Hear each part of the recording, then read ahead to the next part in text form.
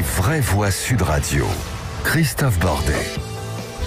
Les vraies voix sur Sud Radio avec notre débat en plein confinement. Trop de Français jouent avec leur vie et celle des autres. Comment ? Eh bien en prenant les supermarchés pour des aires de loisirs où l'on flâne, où l'on se balade. Alors on vous pose cette question. Le président Macron doit-il obliger les supermarchés à fermer les rayons non alimentaires ? C'est pour éviter évidemment la propagation du coronavirus, je le rappelle. 0826 300 300 et bien sûr les réseaux sociaux. Philippe Rossi. Et les réseaux sociaux, Twitter, Facebook, ou pour le moment, la réponse est non, non à 75%. Sud Radio, les vraies voix. Le débat est ouvert. Allez, nos invités pour débattre. Amar Laga, secrétaire général de la Fédération Commerce et Services de la CGT, est avec nous. Bonsoir, merci d'être là, bien évidemment. Yves Puget, directeur de la rédaction du magazine LSA, le magazine, je dis le magazine LSA. Quel magazine? T'as pas encore un magasin LSA, non. Le magazine LSA, qui est le magazine de la grande distribution, voilà. Et puis à 18h30, Michel Biérot, qui est porte-parole notamment de Lidl France, qui sera avec nous également. Allez, avant de vous donner la parole à tous, pour commencer, que pensez-vous, les vraies voix, de l'attitude de certains consommateurs dans les supermarchés? Alors c'est vrai qu'ils vont se balader, ils flânent un petit peu, ils vont dans des rayons qui ne sont pas forcément essentiels, etc. Et en même temps, j'ai envie de dire, bon, on peut les comprendre aussi parce qu'on a quand même besoin de sortir. On étouffe un peu, Françoise, faut le dire aussi. Oui, je crois qu'on étouffe. Alors après, ça dépend des... Vous savez, ce confinement, il fait naître... il met en lumière d'abord que les derniers de cordée, ils sont là, c'est les premiers au front, et qu'il y a une grande inégalité sociale aussi dans le confinement. Il va y avoir une inégalité salariale là, à la fin du mois, malgré tous les efforts, il faut le dire, du gouvernement, quand même, ça, il faut vraiment le reconnaître. Et puis l'inégalité de traitement dans la façon dont on est confiné. Voilà, quand on est confiné dans 20 mètres carrés, dans une tour, eh ben, on a besoin de sortir. On peut comprendre qu'on peut se détendre un peu à regarder les rayons de télé que peut-être on pourra jamais se payer aussi. Vous voyez ce que je veux dire? Moi, j'arrive à le concevoir véritablement. Philippe David. C'est sévère, mais je le comprends. Je suis assez d'accord. C'est vrai que c'est pas évident. Cependant, moi, je vois, il y a une vidéo qui a été virale sur Internet des gendarmes qui interpellaient une dame qui avait 10 ou 15 bouteilles de coca dans son caddie à la sortie d'un supermarché. Et elle avait son autorisation, elle dit, mais ça, c'est des courses et moteurs. Elle dit, mesdames, vous venez pas pour acheter 15 bouteilles de coca, déjà acheter autre chose, etc. Alors, on va dire que la gendarmerie ne doit pas s'occuper de ce que consomment les gens. Mais je comprends que le confinement, c'est quand même un peu dans lourd. Cette période, Dans cette période, la gendarmerie et la police ont quand même un rôle important. En Italie, en Italie, si votre ticket de caisse correspond pas exactement à l'article près à ce que vous avez dans votre sac, eh bien c'est l'amende. Ah oui ? Oui, c'est vrai. Non mais c'est vrai. C'est l'amende parce que ça veut dire qu'il y a plein de gens qui trichent en fait. Christophe, c'est vrai qu'il y a des confinements plus insupportables que d'autres, hein, c'est clair. Mais en même temps, il me semble que je ne voudrais pas faire preuve d'une forme de condescendance à l'égard des quelques-uns qui ne sont pas capables de le respecter dans sa rectitude. Il n'est pas normal qu'on aille plusieurs fois par jour dans des grandes surfaces pour n'y rien faire. J'ajoute, puisque c'est un peu notre sujet, et pour le reste, je suis absolument défavorable à ne consacrer des achats qu'au secteur alimentaire, parce que entre le somptuaire et l'alimentaire, il y a une infinité de choses peut-être utiles qu'on ne peut trouver aujourd'hui que dans les grandes surfaces. Et donc, c'est vrai aussi. Ça me paraît absurde. Voilà. Non mais c'est vrai, vous avez raison. Amar Laga, secrétaire général de la Fédération Commerce et Services de la CGT, les Français, les consommateurs ou certains consommateurs prennent-ils les mesures de confinement à la légère en venant se balader, flâner dans des rayons de supermarchés qui ne sont pas forcément les rayons les plus utiles en ce moment? Bonsoir, merci de l'invitation, mais j'entends vos invités s'exprimer. Je pense que c'est pas la CGT qui a demandé qu'on soit en confinement, c'est pas la CGT qui a annoncé qu'on était tous en danger. Aujourd'hui, pour info, il y a 5 salariés de nos secteurs qui sont morts. Je dis bien 5 salariés qui sont morts. Je veux remettre les choses dans le contexte. C'est vrai, c'est vrai. Aujourd'hui, si on dit qu'il y a un danger imminent, c'est que les salariés ne sont pas protégés. C'est ça qu'on demande. Moi, je veux juste qu'on remette les choses dans leur contexte. Pourquoi on a décidé de fermer d'autres zones, d'autres magasins, tels que l'habillement. Je vais pas citer ces grands groupes, je vais pas leur faire de la pub. Il y a des magasins aujourd'hui sur Paris Non qui mais sont là c'est intéressant ce que vous dites, parce qu'effectivement on a fermé des magasins comme l'habillement, et dans la grande distribution aujourd'hui, eh bien la grande distribution continue de vendre de l'habillement. Alors nous, ce qui nous choque aujourd'hui, on nous met des restrictions de ne pas sortir, et tout le monde a bien compris, c'est le seul moyen, c'est de rester à la maison pour éviter de contaminer et de sauver des vies. C'est ça le but. Le but de rester à la maison, c'est de se protéger les gens qui sont fragiles. D'accord? Aujourd'hui, vous avez des gens, je suis désolé, vous avez des personnes qui passent leur temps dans un centre commercial. Est-ce qu'un centre commercial est devenu une zone de non-droit pour permettre d'échapper au confinement? Quand vous avez des personnes, je suis désolé, qui passent 1 heure, voire 2 heures en train de lire des rubriques, qui vont acheter, alors je ne sais pas, peut-être pour vous inviter, je comprends, c'est pas facile, mais quand j'entends qu'on me dit oui, faut laisser, est-ce que le terreau est essentiel? Est-ce que du terreau est essentiel? Est-ce qu'un barbecue est essentiel? C'est ça la réalité. Nous, pourquoi on dit qu'il faut fermer tout simplement aujourd'hui, il y a un taux d'absentéisme qui est de 40% dans nos secteurs. 40% de salariés qui sont fatigués, qui sont en première ligne. On recense plus d'1 millier de travailleurs contaminés. C'est ça la réalité. Non mais ce que vous êtes en train de dire quand même, Amar, c'est que les consommateurs n'ont pas conscience du danger qu'ils font porter au personnel des enseignes. Bien sûr, mais c'est ça le problème. Si vous ouvrez plus large un magasin, ça va demander plus de monde. Si vous ouvrez plus large, ça va demander plus d'agents de sécurité. Juste pour info, nous recensons 3 salariés de la prévention de sécurité qui sont morts. 3 personnes décédées. Et c'est pas des personnes qui ont 65 ans. Je vous parle des personnes qui ont 45 ans, 50 ans. Voilà, c'est pour ça que nous on dit il faut réduire le maximum. C'est une période exceptionnelle, je l'espère, d'accord. Il y a des produits de première nécessité. Vous l'avez évoqué dans vos invités. Dans d'autres pays, seule alimentation avec des créneaux horaires qui sont justifiés parce que c'est grave ce qui se passe. Nous, ce qu'on préconise, c'est tout ce qui est pas non alimentaire. Ça rouvrira plus tard. On a fait le choix de fermer d'autres magasins. Eh ben, concentrons-nous juste pour l'alimentaire. Qu'un centre commercial ne devient pas une zone de tourisme. Mais, tiens, si vous êtes consommateur, d'ailleurs, je le dis au passage, si vous êtes consommateur, caissier, n'hésitez pas à appelez-nous pour nous dire justement ce que vous vivez. 0826 300 300, on est là pour entendre vos témoignages, pour les partager et pour vous aider aussi. Vous restez avec nous, Amar, parce que je vais donner la parole à Yves Puget, qui est avec nous, qui est du magazine LSA, le magazine de la grande consommation. Yves, à votre avis, vous venez d'entendre justement Amar Laga, est-ce qu'il faut réduire la voilure des rayons de supermarchés comme ceux dont on parle, qui sont liés aux loisirs, à l'habillement, etc., pour éviter des drames? 5 victimes dans la grande distribution en quelques jours. Mais bon, d'abord, je suis assez étonné des propos tenus à l'instant, de voir effectivement des Français qui se baladent dans les centres commerciaux. Il y en a 830 en France, ça fait 18 millions de mètres carrés, mais ils sont tous fermés. Donc actuellement, il n'y a pas un consommateur français qui se balade dans les centres commerciaux, parce qu'à juste titre, ils sont tous fermés. Donc ça, c'est de la pure fantaisie. Oui, enfin, la grande distribution, les hyper et les super sont pas fermés. Oui, non, mais les centres commerciaux, les 830 centres commerciaux sont fermés. On joue sur les nombres, tout le monde se comprend. Entre un hyper et un super, on joue sur les surfaces, on parle des hyper. Si on parle d'un centre commercial, les centres commerciaux sont ouverts. Si on parle des grands hyper, Carrefour, Auchan, Casino, les centres commerciaux sont fermés. Allez-y, Yves Puget. Il n'y a que les magasins alimentaires qui sont... Vous avez un choix, il y a un choix qui est fait entre l'égalité économique, on pourrait tout ouvrir, ou tout simplement la sécurité sanitaire maximum, donc de fermer un maximum de magasins.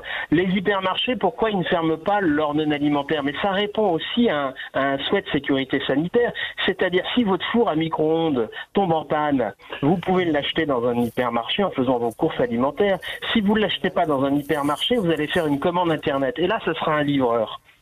Il y a des choix à faire. Il y a des produits non alimentaires qui restent des produits alimentaires de première nécessité.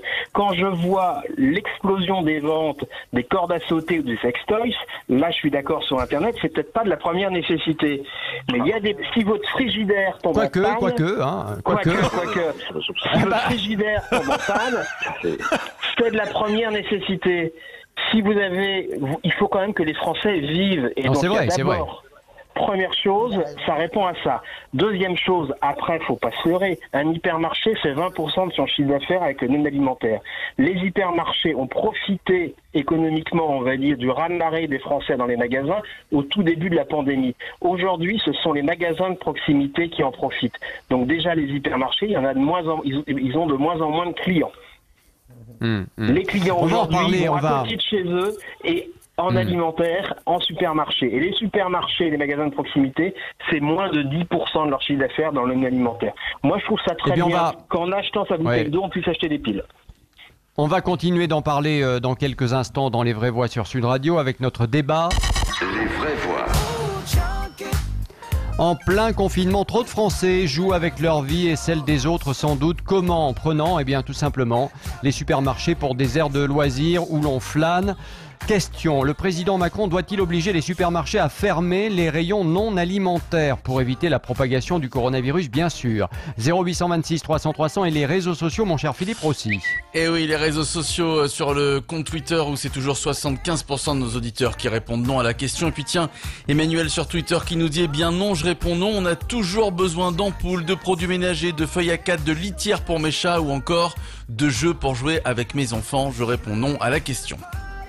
Oui, en fait, le problème, c'est ceux qui traînent dans ces rayons et qui y restent des heures. Dans le rayon presse, par exemple, vous voyez des gens qui prennent les magazines, qui s'assoient et qui les lisent pendant des heures et des heures, alors qu'ils devraient être chez eux confinés. Donc c'est ça le problème. Enfin bref, n'oubliez pas notre page Facebook et le groupe d'entraide, bien sûr. Vous êtes les bienvenus dans Les Vraies Voix sur Sud Radio. Les Vraies Voix Sud Radio. Christophe Bordet.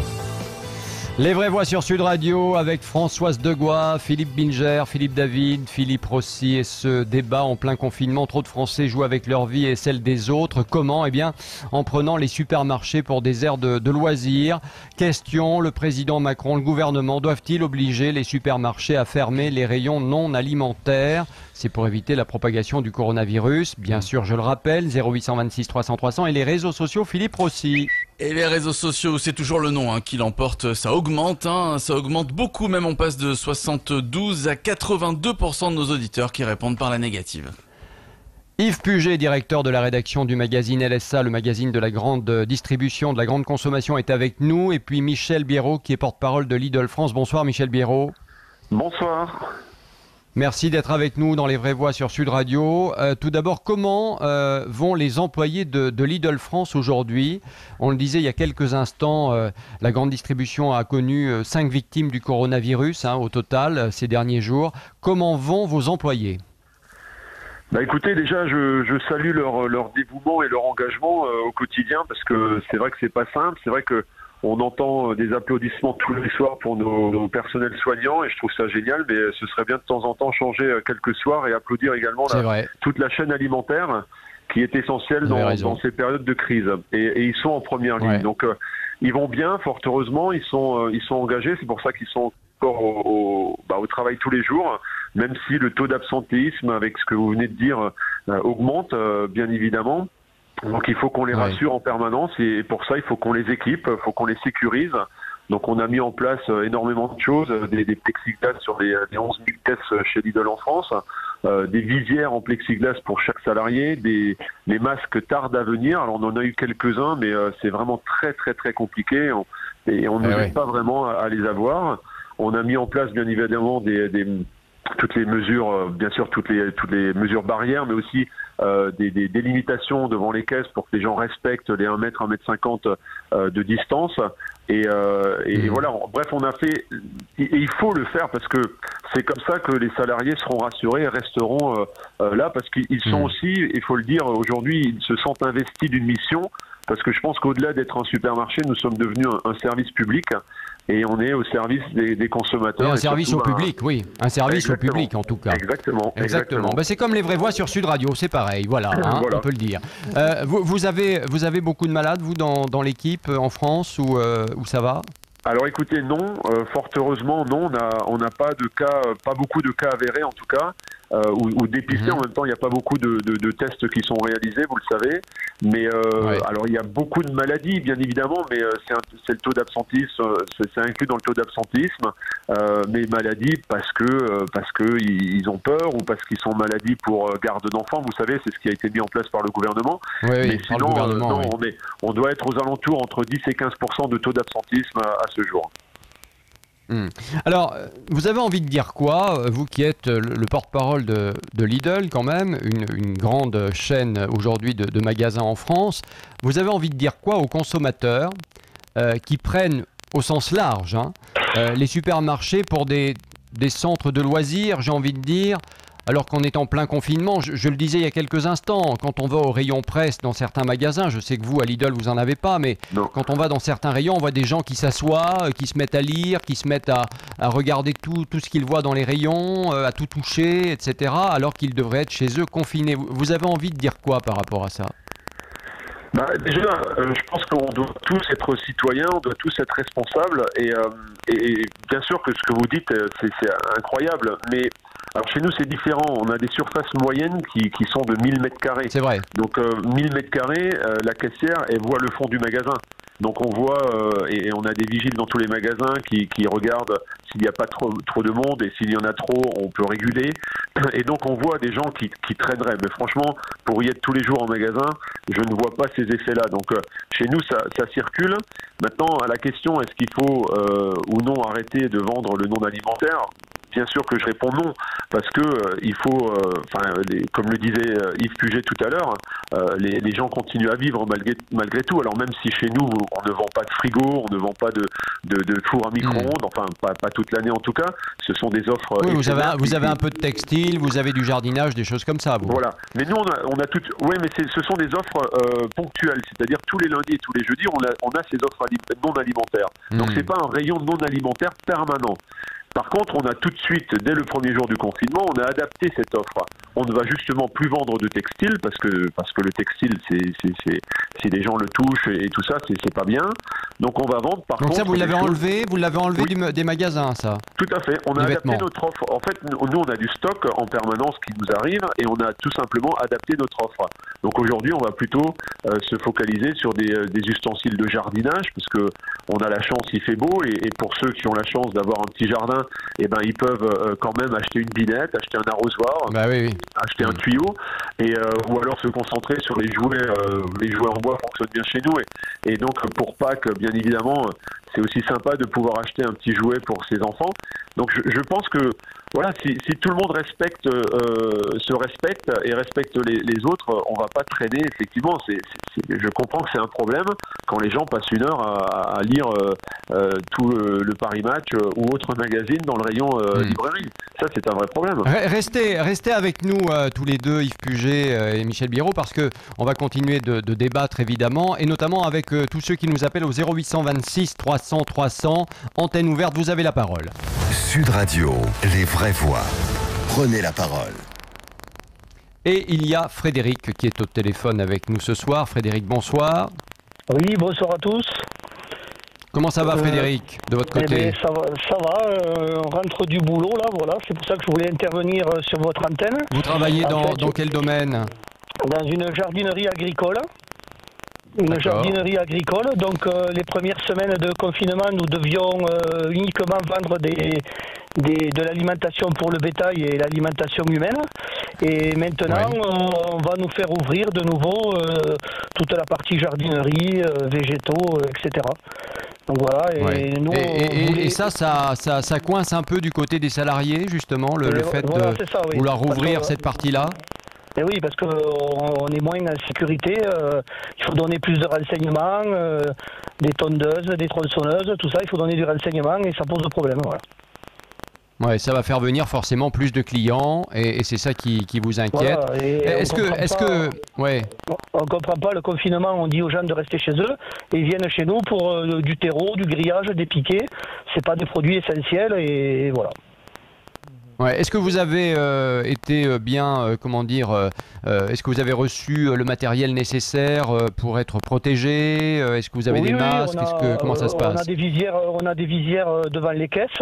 On a des visières aussi qui forment un casque pour nous protéger. On a des gants. Par contre, on attend les gels hydroalcooliques et les masques. Ça, on n'a pas pour l'instant. Oui, toujours pas de gel et toujours pas de masque. C'est quand même incroyable, Françoise, d'entendre des trucs pareils. Ça fait 3 semaines que ça dure. C'est invraisemblable. C'est invraisemblable avec les explications emmêlées. Je pense que dès le départ, il aurait mieux valu dire pour le gouvernement, voilà, on n'a pas de masque, plutôt que de dire ça sert à rien parce qu'on n'en avait pas. Moi, je suis vraiment sidéré de cette affaire de masque. Honnêtement, vous savez, j'adore l'Asie. J'ai beaucoup de connexions avec le Japon et la Corée. C'est inimaginable la façon dont l'Europe gère la crise. l'analyse du point de vue asiatique, je vous le dis, hein, personne ne comprend. Pas de masque en Italie, pas de masque en Espagne, pas de masque en France, pas de masque en Grande-Bretagne. C'est dingue. Et avec des explications plus ou moins biscornues. Et aux États-Unis, c'est la même chose. Hein. Et nous, on a eu le summum de l'explication biscornue en nous disant que ça servait à rien. Et je suis sidéré. Je comprends les angoisses. C'était trop compliqué à mettre. C'était trop technique à mettre, Sibeth Oui, Ndiaye. et puis après, ça a été ce matin, j'entendais la députée de La République En Marche dire qu'au fond, c'était très bien parce que ça a permis aux Français d'apprendre à se laver les mains. On marche sur la tête. Je vous assure que presque c'est une bande dessinée. Moi, je comprends vraiment les salariés, de tout cœur avec eux, parce que c'est pas possible de partir comme ça à la bataille sans rien, quoi. Vous êtes nombreux à nous appeler 0826 300 300. Patrick est avec nous. Patrick qui nous appelle de Narbonne. Bonsoir Patrick. Bonsoir. Comment ça va Patrick? Je suis nerveux. Ah, bon bah allez-y, il faut s'exprimer, parlons vrai. En fait, c'est ça, j'entendais ce que disaient les dames là, par rapport au masque, par rapport à tous les messages qu'on nous envoie. Moi, je bossais dans l'échange jusqu'à la semaine dernière. J'ai repris mon métier d'aide-soignant après 7 ans d'inactivité, parce que c'était important pour moi d'être avec les copains, mais... on va à la bataille sans rien, quoi. C'est un truc de fou. Oui, encore aujourd'hui, vous allez travailler sans matériel, là. Vous allez travailler sans matériel. J'en ai du matériel, mais pour revenir à votre sujet de départ par rapport à la grande surface, moi je porte un masque que j'utilise, un FFP2 que j'utilisais pour ramoner mon poil, mais parce que c'est important pour moi de protéger, non mais je vous l'ai dit, de protéger en fait, et ça protège, hein, puisque je ne fais pas de projection, mais de protéger en fait les salariés de la grande surface qui doivent se sentir en sécurité. Mais qu'on ne dise pas que les masques ça sert à rien. Il y a bien des gars qui font des normes, il y a des qui ils peuvent pas mettre, au lieu de dire qu'elle sait pas mettre un masque, de dire comme l'ont fait ses copains du ministère de la Santé, puisqu'il y avait un protocole qui expliquait comment on mettait un masque si elle voulait s'y référer. Mais oui, vous parlez de Sibeth Ndiaye là. Oui. Ah oui. Et si vous voulez, voilà, en fait, ils ne pourraient pas mettre, je sais pas, comment on fabrique un masque aux normes et expliquer aux gens comment on fabrique un masque aux normes et presque, voilà, que ce soit un des critères qui fait que les gens puissent entrer dans un magasin parce qu'on a mis tout en place pour que les gens se protègent les uns les autres. Se confiner, c'est une chose, mais si on va se confiner combien de temps si on ne se protège pas et qu'on craque sur tout ce qu'on touche? Vous avez 100% raison, hein, vraiment, vous avez raison. Moi, je suis en colère, quoi. C'est hallucinant la façon dont ça a été géré. Il y a une crise des masques. Merci en tout cas. Non, mais vous avez raison. J'ai acheté des fringues, voilà, parce qu'il me fallait des chaussures neuves pour reprendre mon métier d'aide-soignant. Il me fallait un pantalon neuf. Et c'est vrai que j'étais content de trouver des fringues dans les grandes surfaces. C'est pas là que je fais mes courses habituellement, je vais plutôt à Emmaüs. Non mais on peut si on va tous, mais si on va tous acheter même du matériel, des vêtements, etc., peu importe. Si on va acheter tout ça, parce qu'on en a besoin, et qu'on ne traîne pas dans les rayons sans s'étendre pour contaminer tout le monde, et en particulier les personnels des supermarchés, ça c'est très bien, d'accord. Mais si on reste là, oisif, à profiter du moment, parce que bah voilà, on a été enfermé. Moi je peux comprendre, hein, je veux vous dire, je peux comprendre que quand on est 3, 4, 5 dans 30 mètres carrés dans les quartiers à Paris, à Toulouse, à Bordeaux ou ailleurs, qu'à un moment on a envie de souffler, on a envie de sortir et qu'on prenne ce moment, je l'entends, mais en même temps il faut être quand même extrêmement prudent et vigilant. On est dans une situation qui est extrêmement complexe, il faut qu'on en sorte et pour en sortir il faut que tout le monde respecte les règles une fois pour toutes. Alors c'est vrai que dans ce pays peut-être qu'il y a beaucoup de gens qui ont tendance à pas respecter les règles, et ben là il faut les respecter parce que sinon on n'en sortira pas. Voilà, c'est une réalité, c'est comme ça. Bon, donc c'est tout. Je crois qu'il faut faire le distinguo entre les produits alimentaires et les produits de première nécessité. Je vais vous prendre un exemple. Dans l'alimentaire, le foie gras, c'est pas un produit de première nécessité. Par contre, dans le non alimentaire, le papier toilette ou le dentifrice, c'est des produits de première nécessité. Je pense Michel Biérot, justement, Michel Biérot de Lidl va vous raconter ce qu'est l'alimentaire en réalité. Qu'est-ce que ça comprend ? Alors quand on parle de l'alimentaire dans un supermarché, mais Yves Puget vous le dirait mieux que moi, mais ça comprend bien sûr le papier toilette, le dentifrice, ça comprend tout ça. Quand on parle de PGC, de produits de grande consommation, ce sont tous ces produits-là, donc c'est le foie gras, c'est le dentifrice, c'est la lessive, le détergent, etc. Les produits non alimentaires... Voilà, le foie gras et le papier toilette, c'est la même chose. Hein, voilà. On comprend. C'est un marché d'un peu plus de 100 milliards d'euros en France. Voilà. Ah oui. Oui, plus de 100 milliards d'euros en France. Oui. Donc, voilà. Yves Puget, tiens, une question, et puis Michel Biraud pourra répondre aussi. La CGT Commerce n'arrête pas de faire des communiqués après avoir envoyé des demandes et des lettres à la ministre du Travail, Madame Pénicaud, pour dire nous, on demande des mesures supplémentaires pour les salariés, et par exemple, ce que l'on aimerait, c'est qu'à l'entrée des magasins, il y ait des sortes de sas pour se décontaminer, avec du gel hydroalcoolique pour les clients à l'entrée, à la sortie, parce que les clients, qu'est-ce qu'ils font? Ils touchent aussi les paniers, ils touchent les caddies, etc., etc.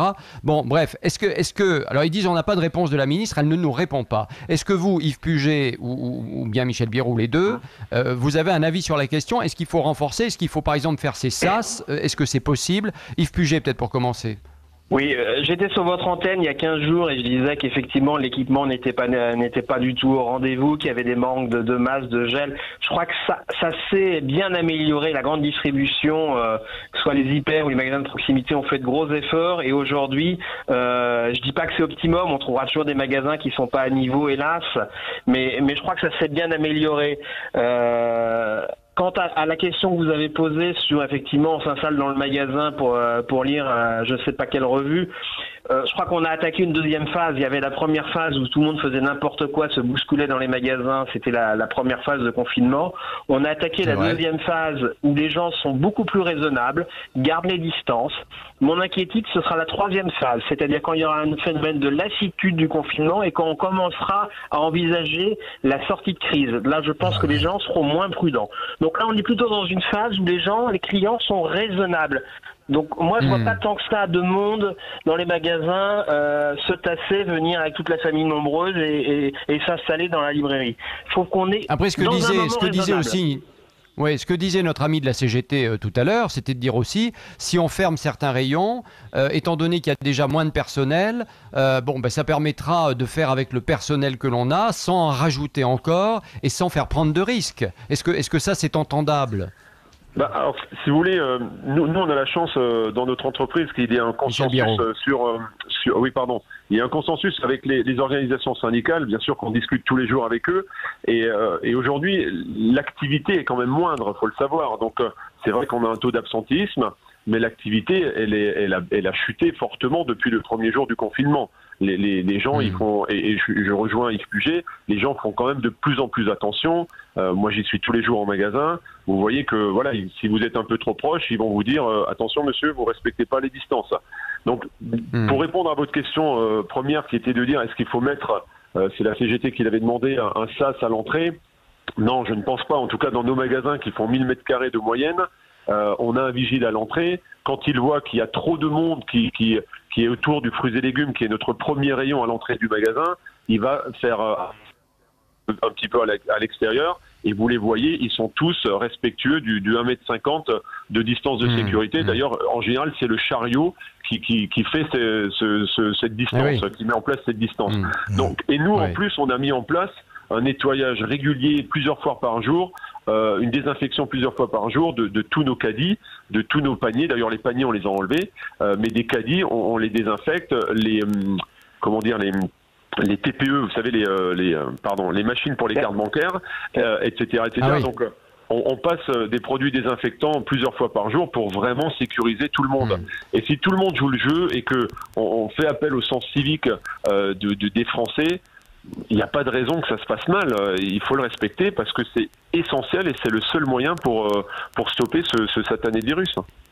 Il y a les heures creuses. Dernière chose. Il y a les heures creuses, il est évident, même s'il y a moins de monde à travailler, si vous allez faire vos courses un samedi matin à 11h, vous aurez du monde dans le magasin.